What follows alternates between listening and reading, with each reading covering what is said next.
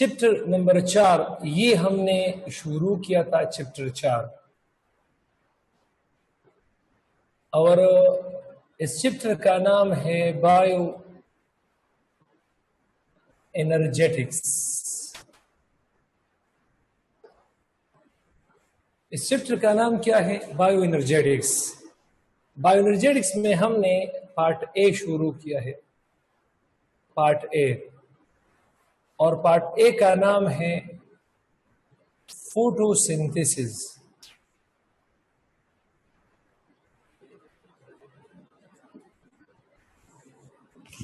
तो ये जो फोटोसिंथेसिस है, इसका रिएक्शन कुछ इस तरह था कि 12H2O ये किस तरह 6CO2 के साथ मिलकर 18 ATPs और 12 NADPH2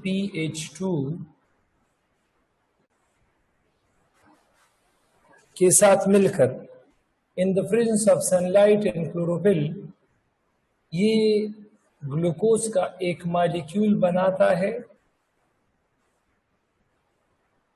और ऑक्सीजन 6 ऑक्सीजन भी पैदा करता है।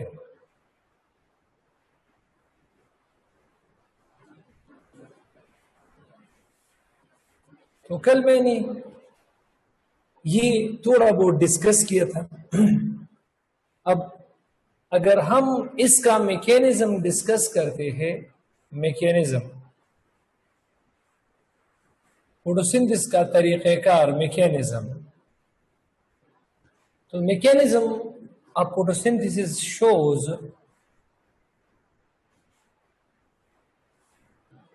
Two types of reactions. कि इसका तरीक़ेकार हमें ये बताता है कि फोटोसिंथेसिस में दो किस्म की रिएक्शन है। The first one light reaction,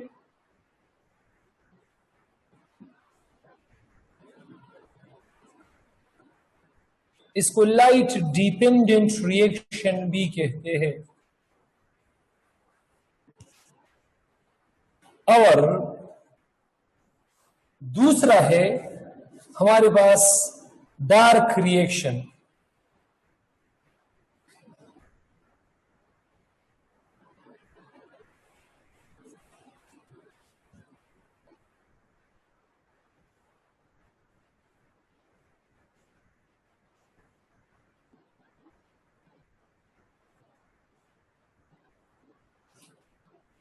अब लाइट रिएक्शन ये हमारे पास होता है ग्रेनम में, और ये हमारे पास होता है स्ट्रोमा में।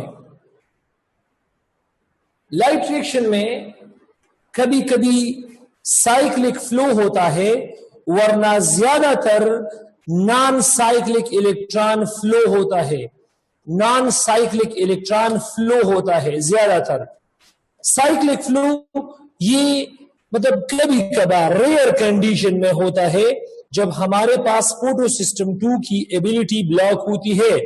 और ना जब हम लाइट रिएक्शन का जिक्र करते हैं तो उसमें नॉन साइक्लिक इलेक्ट्रॉन ट्रांसपोर्ट, मतलब उसमें हम नॉन साइक्लिक इलेक्ट्रॉन ट्रांसपोर्ट का जिक्र करते हैं।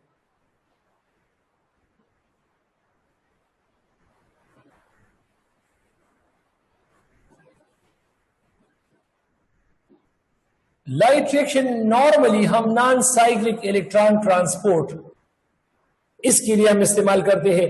और इसके लिए मतलब ये किस तरह होता है, एक लाइट रिएक्शन में दो वाटर मॉलिक्यूल प्रोसेस होते हैं। और इसके प्रोसेस, अब ये किस तरह प्रोसेस होते हैं जरा डिटेल में सुन लो। दो वाटर मॉलिक्यूल को हम एक एटीपी के जरिए इसकी ब्रेकडाउन करके इससे बनाते हैं 4 एटीपीज।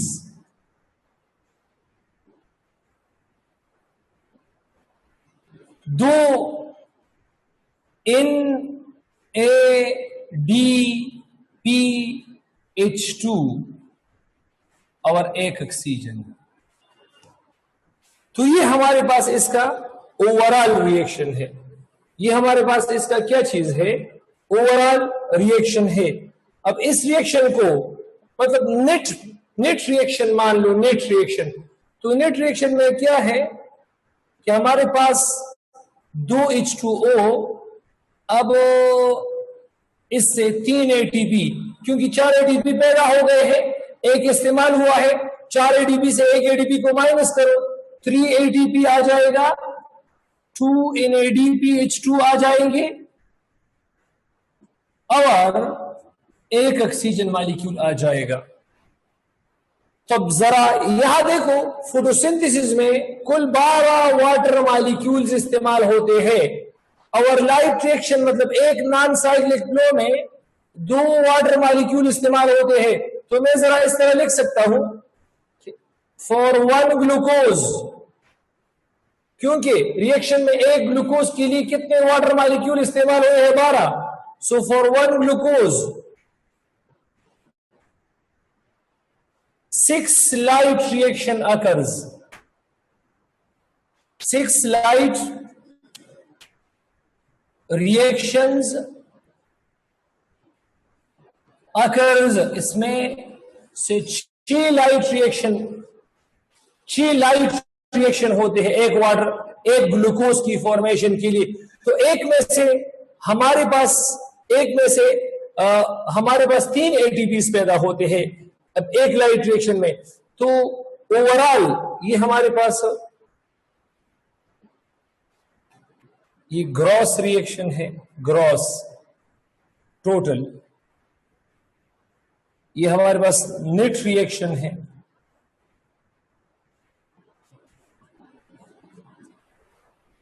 और ये हमारे पास पॉइंट है, पॉइंट एक ग्लूकोज के लिए कितने लाइट रिएक्शन होते हैं। और ये हमारे पास ओवरऑल रिएक्शन है।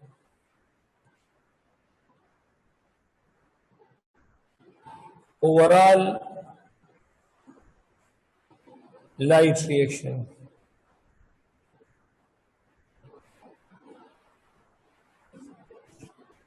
एक ग्लूकोज के लिए 12 वाटर मॉलिक्यूल 6 दफा लाइट रिएक्शन करते हैं, 6 दफा। तो उससे मतलब ये 6 टाइम्स यहां पर लाइट रिएक्शन होते हैं।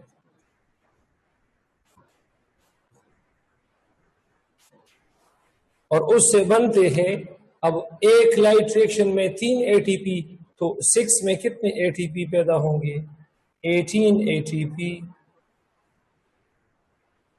प्लस 12। एक लाइट रिएक्शन में 2 NADPH, तो 6 में कितने? 2 6 12 NADPH2। और एक लाइट रिएक्शन में एक ऑक्सीजन, तो 6 में 6 ऑक्सीजन। तो ये ओवरऑल इसका रिएक्शन। आई एम श्योर कि ये क्लियर होगा, आई एम डैम श्योर कि ये क्लियर होगा। ये तो लाइट रिएक्शन का मैंने जिक्र किया। अब चलिए डिस्कस करते हैं डार्क रिएक्शन की। इसके लिए डार्क रिएक्शन किस तरह होगा।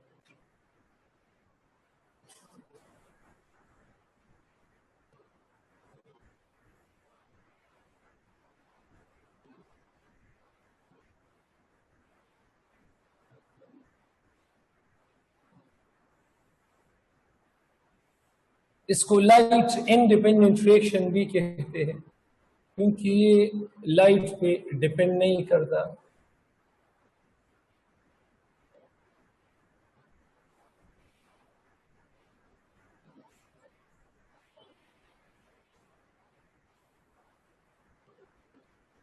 और ये होता है स्ट्रोमा में।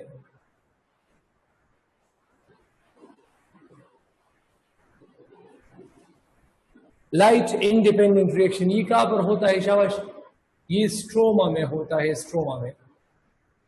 और ये इस तरह होता है, फॉर 1 ग्लूकोज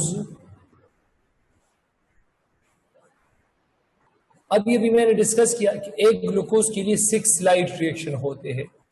अब एक ग्लूकोज के लिए 2 डार्क साइकिल्स होते हैं, डार्क रिएक्शन।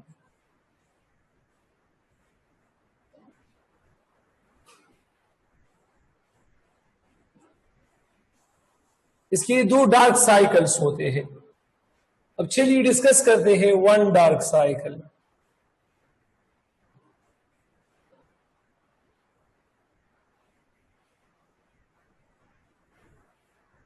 और other dark cycle. 3 CO2 9 ATPs की मौजूदगी में और 6 NADPH2 को यूटिलाइज करने के बाद EPGA फास्फोग्लाइसेरिक एसिड बनाएगा।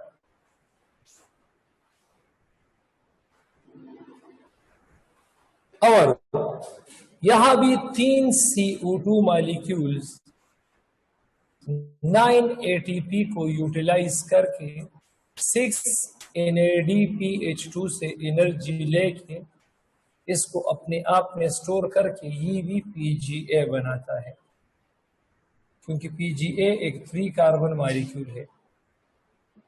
अब इसको जमा कर दो, शाबाश, इन दोनों डार्क साइकिल को जमा कर दो, इससे कंप्लीट डार्क रिएक्शन आता है।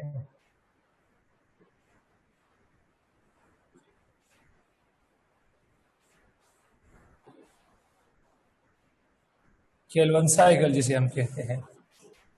तो कंप्लीट डार्क रिएक्शन में हमारे पास 6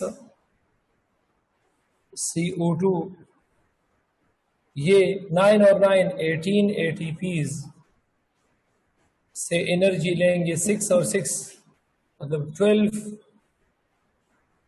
NADPH2 से एनर्जी लेंगे।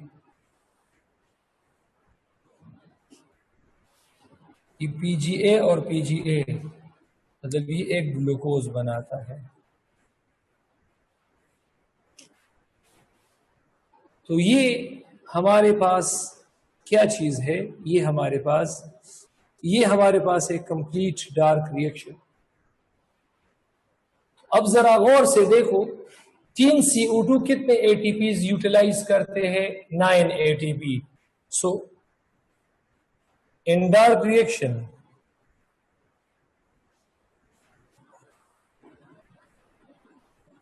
कुछ पॉइंट्स जरा नोट कर लो।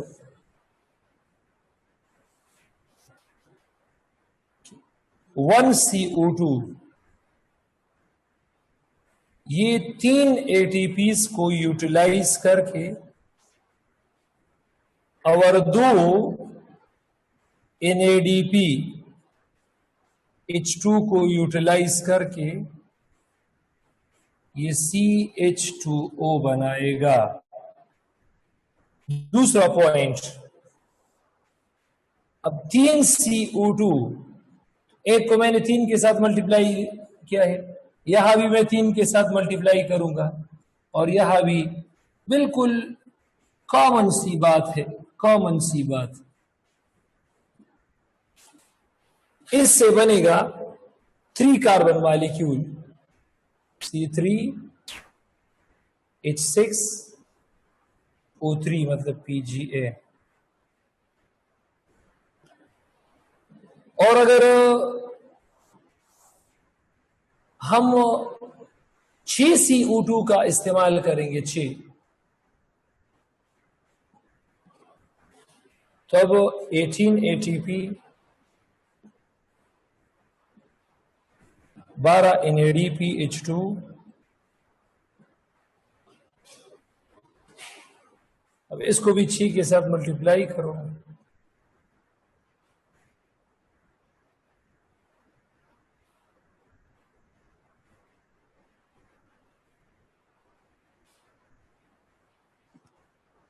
अगर यहां तक कोई क्वेश्चन है तो पूछ सकते हो। और सलाम जी। मेरा ये है कि जो हमारे पास ETC ऑफ लाइट रिएक्शन है, ये किस पर कंसिस्ट होता है? सिर्फ साइटोक्रोम्स पे, या इसमें हमारे पास प्लास्टोक्विनोन और चीज पीटीसी इलेक्ट्रॉन ट्रांसलाइट रिएक्शन जो है जी, तो ये कंसिस्ट ऑफ व्हाट? ये साइटोक्रोम्स ओनली, या इसमें हमारे प्लस प्लास्टोक्विनोन और एफआरएस भी शामिल होते हैं? पोटोस्टम 1 की आप जिक्र कर रहे हो या पोटोस्टम 2 की? नॉन साइक्लिक पूरा। नॉन साइक्लिक में दोनों दोनों, मतलब पोटोस्टम 1 अभी मैं डिस्कस कर रहा हूं। नेक्स्ट पेज पे आप देख लो, नेक्स्ट पेज पे आप देख लो, शाबाश। अब लाइट रिएक्शन है, लाइट रिएक्शन, लाइट रिएक्शन अगर इसमें नॉन साइक्लिक इलेक्ट्रॉन फ्लो है, non cyclic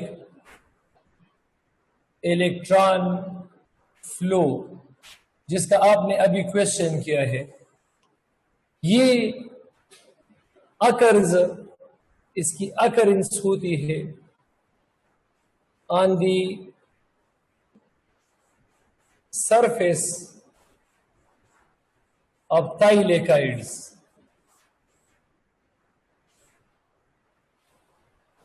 On the surface of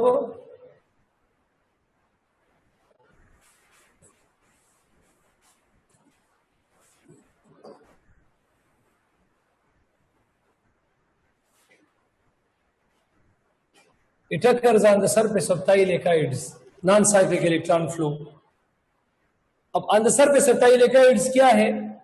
हमारे पास इस तरह फोटो सिस्टम 2 होता है, जिसका इलेक्ट्रॉन एक्सेप्टर प्लास्टोक्विनोन होता है, और इसकी इलेक्ट्रॉन कैरियर्स में साइटोक्रोम बी भी है, साइटोक्रोम इफ भी है, प्लास्टोसाइनिन भी है, और फिर फोटो सिस्टम 1 आता है, जिसका इलेक्ट्रॉन एक्सेप्टर है एफआरएस, और इसका जो इलेक्ट्रॉन कैरियर्स है वो एनएडीपी है।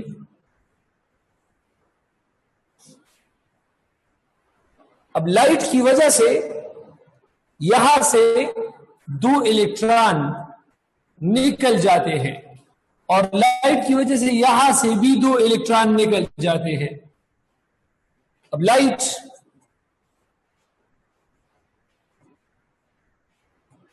excites both photosystems,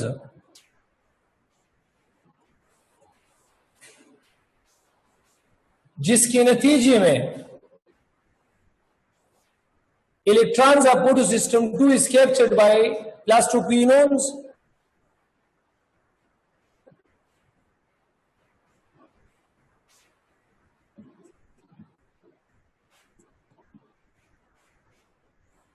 is captured by photosystem, क्या चीज? प्लास्टोक्विनोन।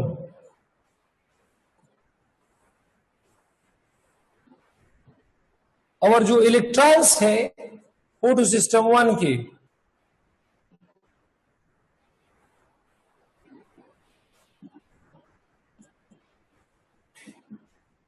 is captured by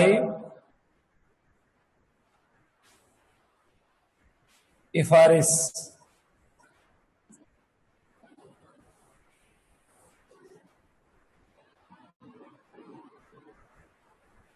अब फोटोसिस्टम 2 के इलेक्ट्रॉन इसके पास है, तो ये इलेक्ट्रॉन पी क्यू से बी, बी से इफ से पीसी, और पीसी से कहा चला जाता है?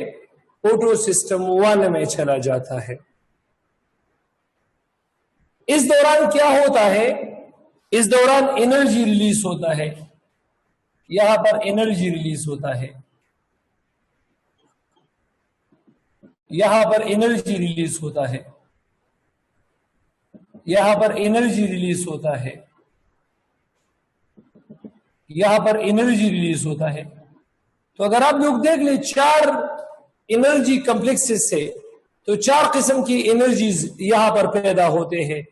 तो जब 4 किस्म की एनर्जी, 4 एनर्जी कॉम्प्लेक्स से 4 किस्म की एनर्जी पैदा होते हैं, तो ये 4 एडीपी और फास्फेट को मिलाकर एटीपी बनाता है, मतलब फास्फोराइलेशन करता है।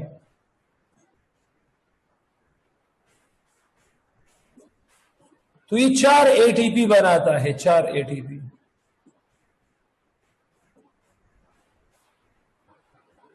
ये वही एनर्जी है।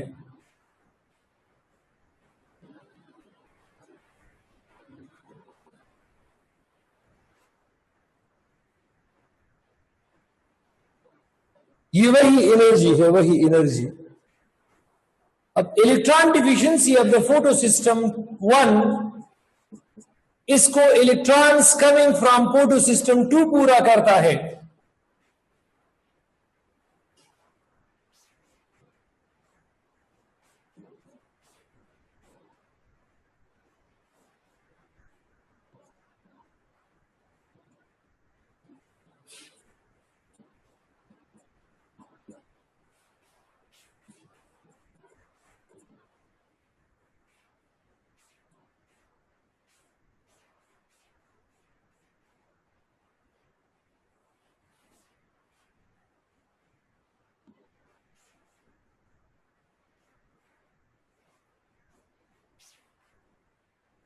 तो फोटो सिस्टम 1 के इलेक्ट्रॉन डिफिशिएंसी को किसने पूरा किया है? इसको पूरा किया है electrons coming from photo system 2। और फोटो सिस्टम 2 की इलेक्ट्रॉन डिफिशिएंसी को पूरा करेगा वाटर। यहां लिख देता हूं,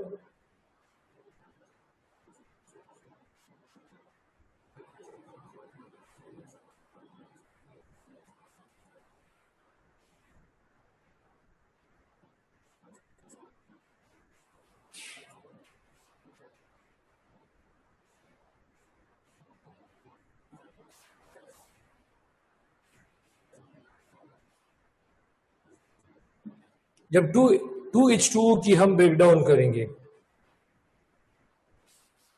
अब यहां पर हम H2O की ब्रेकडाउन करते हैं, और H2O की जब ब्रेकडाउन होता है तो इससे हमारे पास मॉलिक्यूल्स बन जाते हैं।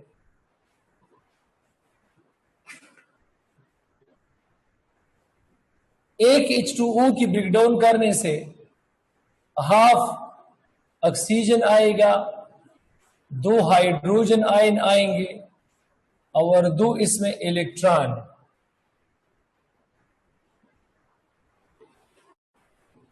और दूसरा ऑक्सीजन, वाटर, ये दूसरा ऑक्सीजन भी हमें प्रोवाइड करता है, हाइड्रोजन आयन और ये 2 इलेक्ट्रॉन।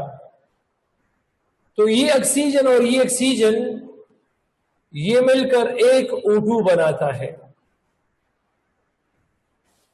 ये 2 इलेक्ट्रॉन इसको एक्सेप्ट करता है,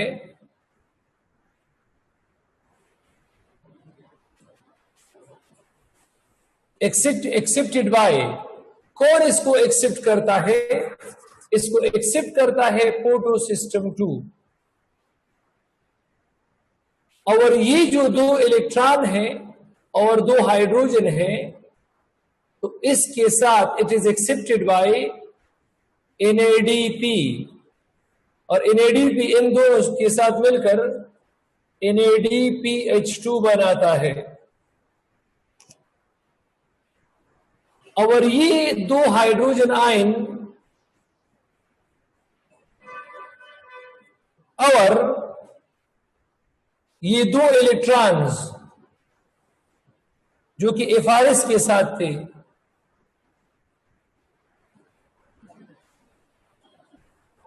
यहां देखो, ये FRS के साथ जो 2 इलेक्ट्रॉन है, इसको NADP वापस लेता है, इसके साथ भी NADP रिएक्शन करके, तो यहां भी NADPH2 पैदा हो जाता है। तो आप अगर देखें, एक NADPH2 ये पैदा हुआ है, एक NADPH2 ये पैदा हुआ है, दो NADPH2 पैदा हो गए हैं और 4 ATPs पैदा हो गए हैं। तो एक नॉन साइक्लिक फ्लो में 4 ATPs और 2 NADPH2, और इन दोनों इट्स ब्रेकडाउन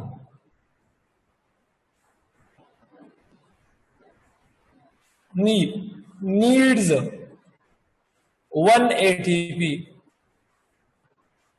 तो ये ATP उससे माइनस करो, सो मैं लिख सकता हूं कि 1 नॉन साइक्लिक फ्लो में हम कह सकते हैं कि 2 वाटर मॉलिक्यूल की ब्रेकडाउन हमने एक एटीपी और एंजाइम्स की जरिए की है, और इससे एक ऑक्सीजन मॉलिक्यूल बना है, जवाब में 4 एटीपीज बने हैं और 2 NADPH2 बना है। उस्ताद अम्मा ख्याल तो कोई शिवे उसना। अच्छा, किसी का कोई क्वेश्चन हो? शाबाश शाह अब्दुल्ला जी, शाह अब्दुल्ला सर जी। जी हमने मु हुई दा वाटर मॉलिक्यूल जी सर जी दे ब्रेकडाउन द पैराडाइज था एनर्जी पकारी सर जी एटीपी सर तुम रही हो एटीपी सर तुम एनर्जी चाह 2 मॉलिक्यूल्स ब्रेकडाउन की देखिए लाइट इनका सिमल्टेनियस की, देखिए सनलाइट हम कार की करना, सनलाइट फोटोलाइसिस की करना, ठीक है। और द एंजाइम्स हाँ, enzymatic breakdown हम देखिए होगा, enzyme reduces the activation energy for a reaction। ठीक है सर, थैंक यू।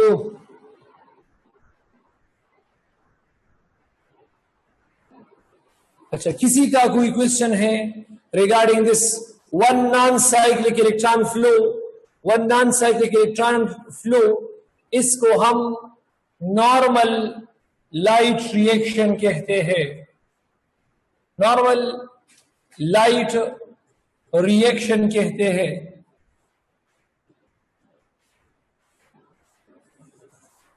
एक नॉर्मल लाइट रिएक्शन में इस तरह कभी कभी पोटोसिस्टम 2 ब्लॉक होता है, तो उस जी उज़ैर क्या मसला है? कभी कभी हमारे पास पोटोसिस्टम 2 ब्लॉक होता है, sometimes when photosystem 2 is blocked, जब वहां पर इनहिबिशन ऑफ एंजाइम होता है, then cyclic electron flow occurs।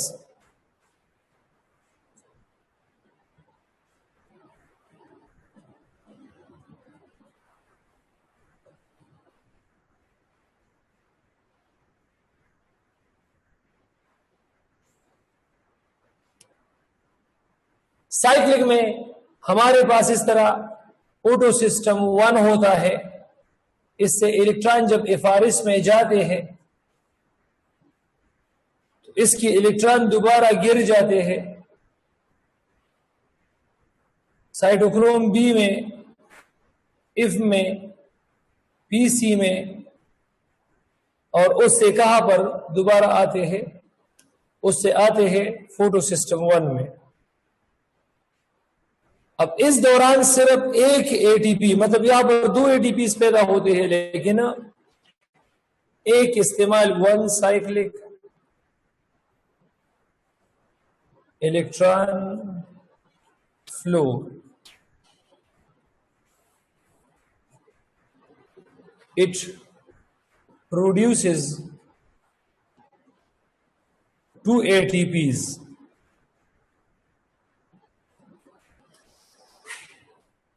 As well as utilizes 1 ATP. एक ATP को ये इस्तेमाल करता है, 2 को ये पैदा करता है, तो 2 - 1 = 1 ATP. शागिर्दान मसलवी क्वेश्चन कूलिश है. ATP generated in the presence of light is known as photophosphorylation. जो साइक्लिक फ्लो में बनता है साइक्लिक फोटोफॉस्फोराइलेशन, और जो नॉन साइक्लिक में बनता है तो non cyclic photophosphorylation. Easiest way निश्ता, इससे इजीएस्ट वे इसका और नहीं है. इजीएस्ट वे है, सबसे इजीएस्ट वे. अच्छा,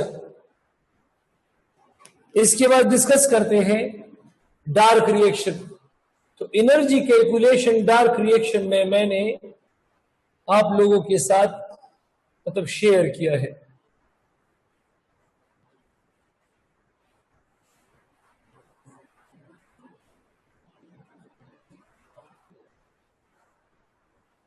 जिस तरह आप सबको पता है कि इसमें 2 डार्क साइकिल्स होते हैं.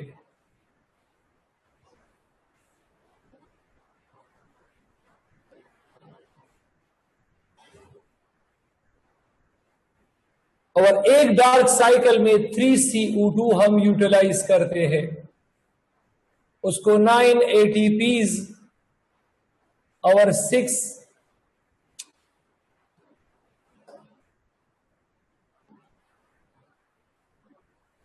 इसमें 3CO2 9 ATPs और 6 NADPH2 इसका इस्तेमाल करके हम एक PGA बनाते हैं. और यहां भी हम इसका इस्तेमाल करके PGA 3 कार्बन शुगर है. लेकिन यहां मैं आप लोगों की आसानी के लिए एक कार्बन डाइऑक्साइड का इस्तेमाल करूंगा, एक कार्बन डाइऑक्साइड, और उसमें मैं एक कार्बन डाइऑक्साइड में डार्क रिएक्शन को एक्सप्लेन करूंगा. तो स्टेप नंबर 1, कार्बन फिक्सेशन.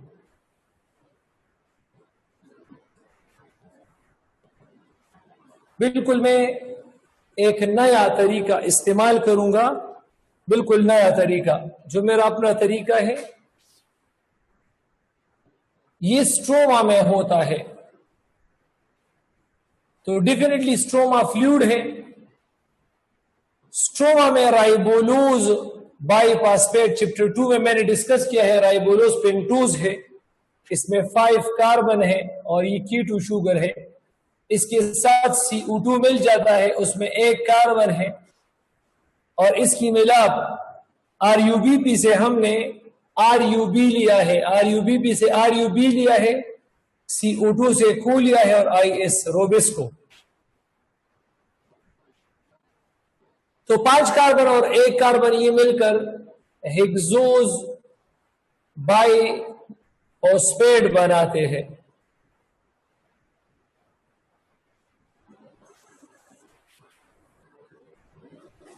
और फिर इस हेक्सोज बाइफॉस्फेट की ब्रेकडाउन होती है फास्फोग्लाइसरिक एसिड या ग्लाइसरल्डिहाइड PGA.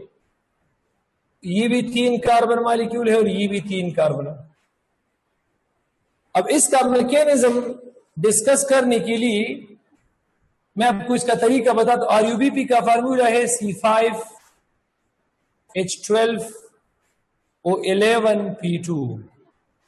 इसके साथ CO2 को मैंने मिला लिया है, तो या 5 कार्बन और CO2 का 1 कार्बन, तो कुल 6 कार्बन. हाइड्रोजन 12 की 12 बन जाएंगे.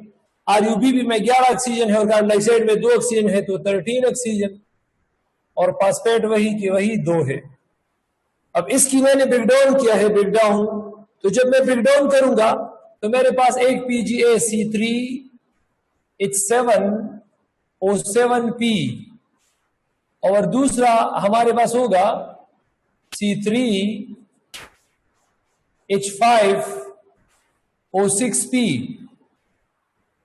अब कार्बन ऊपर भी 3 नीचे भी 3 तो 6, हाइड्रोजन 7 और 5 12, ऑक्सीजन 7 और 6 13 और फास्फेट 1 1 2।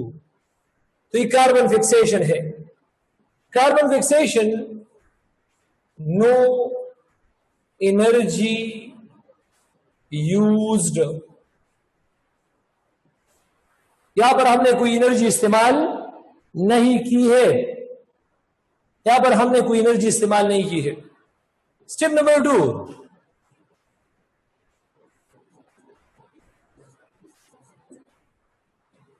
जब भी मसला पेश आ जाए तो मुझसे पूछो, ठीक है। रिडक्शन, अब रिडक्शन गेन ऑफ इलेक्ट्रॉन को कहते हैं, बिल्कुल दरमियान में, क्योंकि एंड में फिर टाइम नहीं होता। तो जिस पॉइंट में भी आपको मसला पेश आ जाए तो मुझसे डायरेक्ट पूछा करो, एंड में बात सब खड़े होते हैं तो टाइम नहीं होता, ठीक है। अब ये जो PgA मॉलिक्यूल बने हैं हमारे पास, दोनों PgA, अच्छा दोनों PgA में डिफरेंस है H2O। अब ऊपर कार्बन 3 हाइड्रोजन 7 और नीचे 5 तो दो हाइड्रोजन का फर्क है, ऊपर ऑक्सीजन 7 और नीचे 6 तो 1 ऑक्सीजन का फर्क है, H2O डिफरेंस है। अब इस PgA के साथ NADPH2 from the light reaction, ये अमल करके ये फास्फोग्लाइसिरल डिहाइड बनाता है और NADP बनाता है।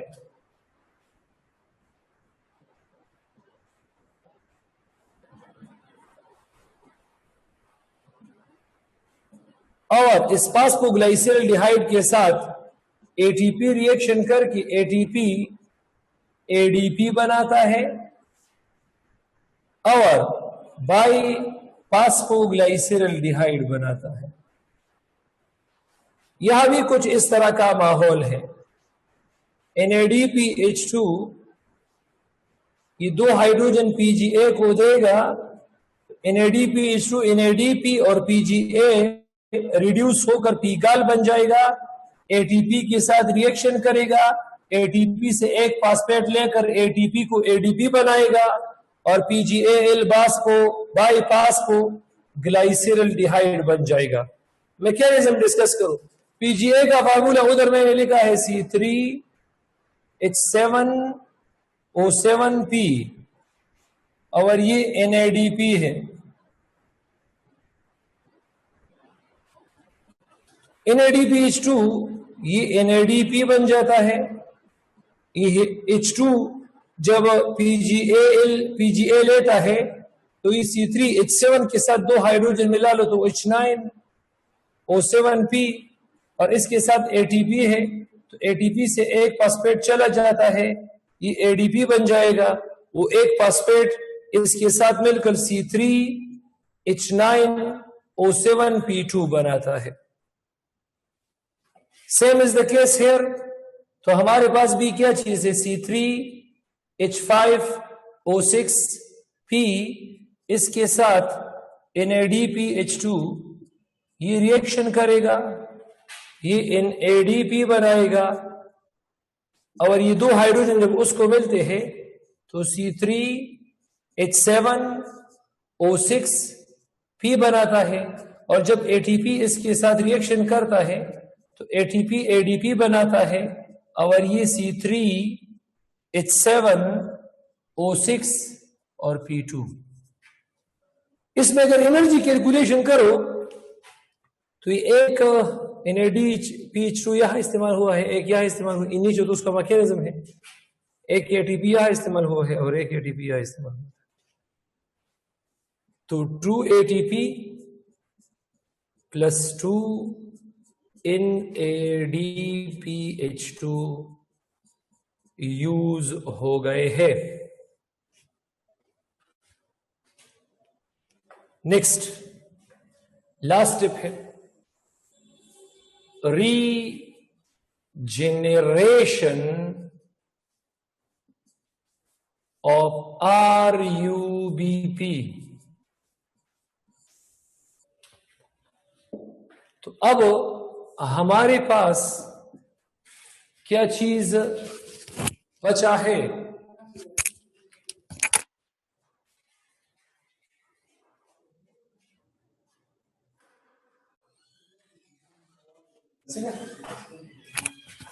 जरा हाँ,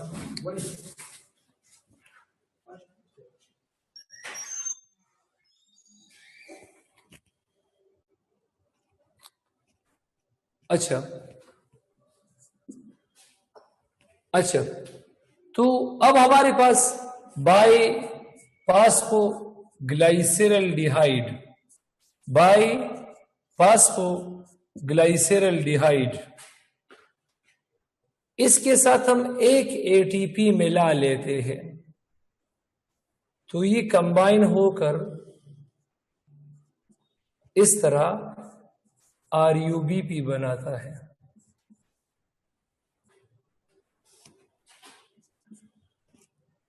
क्या चीज?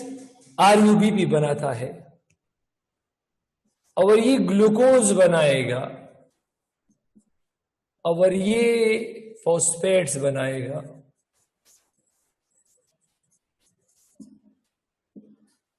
अब इसका फार्मूला क्या है? इसका फार्मूला C3H9O7P2 और इसका C3H7O6P2। इससे RUBP बनाओ। RUBP का फार्मूला मैंने लिखा है पहली रिएक्शन में।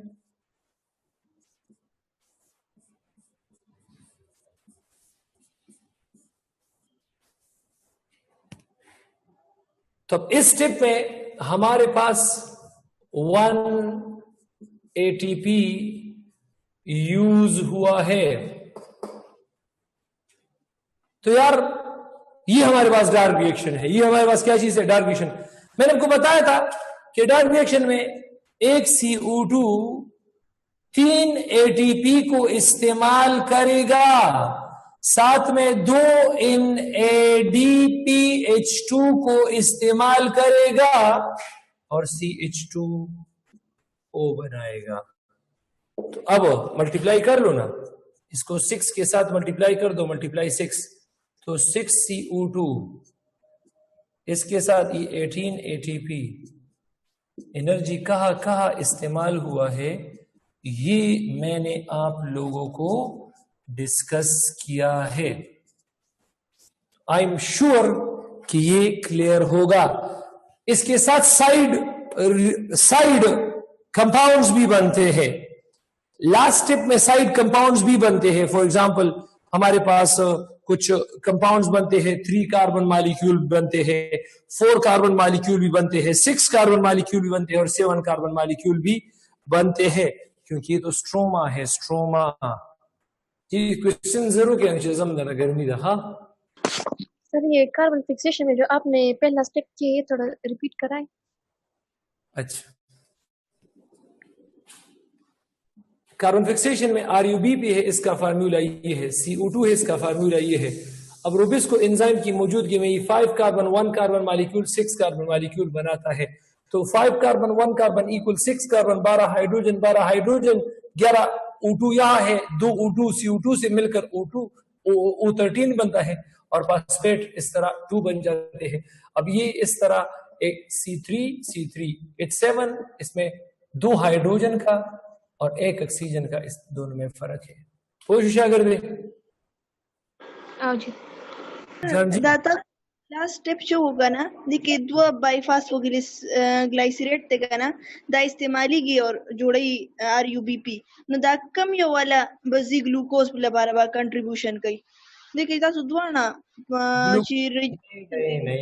नहीं, आप समझे नहीं। यहाँ देखो इसमें ये बाइफास्फोग्लाइसिल या इन दोनों में से वही कार्बन निकलेगा जो कार्बन डाइऑक्साइड से आया है। यहां मैंने एक CO2 इस्तेमाल किया है, एक CO2, तो यहां वही कार्बन आएगा जो कार्बन डाइऑक्साइड का फिक्स हुआ है, वही आएगा। 6 कार्बन डाइऑक्साइड से 6 कार्बन आते हैं। ग्लूकोज में जो C6 है ना, तो 6 के 6 कार्बन डाइऑक्साइड से आए हैं। Sir او تاسو چې سٹارټ کې د ډارک ریاکشن ایکویشن لیکو تاسو آی کې پی جی ای لیکل دا حالانکه دا پی جی ای ال نه جوړ شوی دی. شاګرد پدې کې کنفیوز کیږم کنه. پی جی ای ال these are same words. You should specify a carbon by sugar by the number of carbon, not by hydrogen or oxygen. PGA and PGL, these are same. Oxidized and reduced form. Is it clear?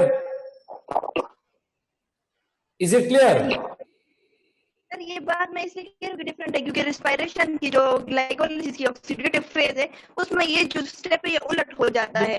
उसमें हम कहते हैं कि कल मैं discuss करूंगा ना, ये मैं कल डिस्कस करूंगा। वो माइटोकॉन्ड्रिया में होता है। Mitochondria is more potent than chloroplast. Sir thank you. Fatima ji, Fatima